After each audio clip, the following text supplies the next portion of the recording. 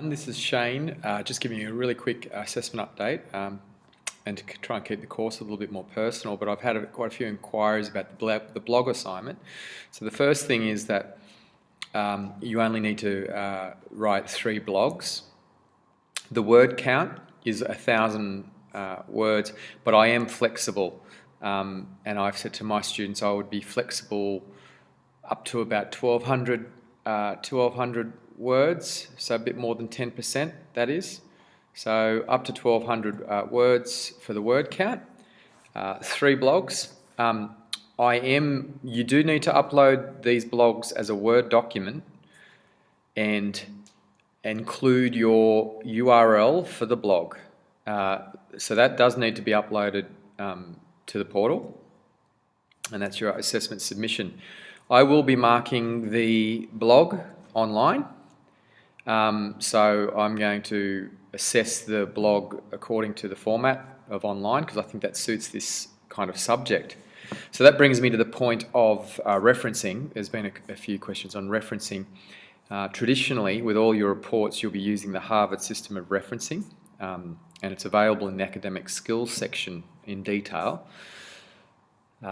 So what you're required to do with this assessment is to write your blog, and in that blog you can actually link to sources that you've seen around, and the way that blog writers tend to do that is that they hyperlink in the blog to those other sources, as opposed to doing in-text referencing, which is more academic. So we're trying to make this not academic. It is a blog.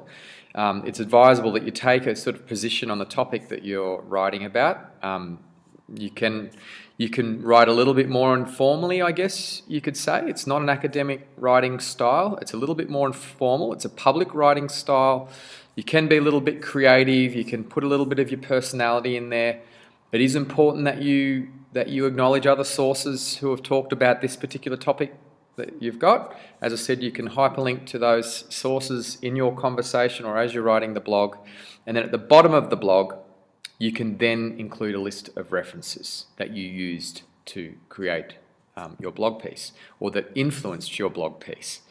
So that's the reference list down there. So that's how that you proceed and do the blog. A few people have asked me about setting up the blog platform, and I think I sent that in the email, that this is part of the task, is to start getting familiar or used to digital marketing tools.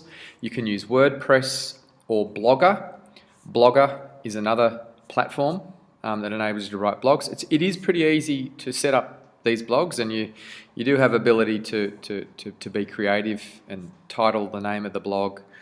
You can be creative in the name and the titles of your blog pieces, something that might be appealing to the general public. Bear in mind you're writing a professional digital marketing blog, or something that you would hope that you could share or other digital marketing or marketing professionals might read one day if you choose to keep the blog going.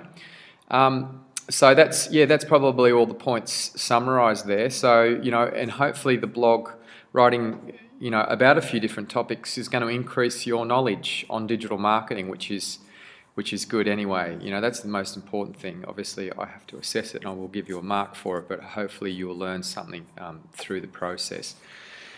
So that's it. You'll set up your blog. You'll probably give your blog an overall title, and then you'll come up with some creative headlines to title each blog piece that you write. In those blog pieces, you'll choose a topic. Probably best to focus on a very specific topic, I think. That might be easier to do. The topic relates somehow to digital marketing, so the blog must relate to digital marketing somehow.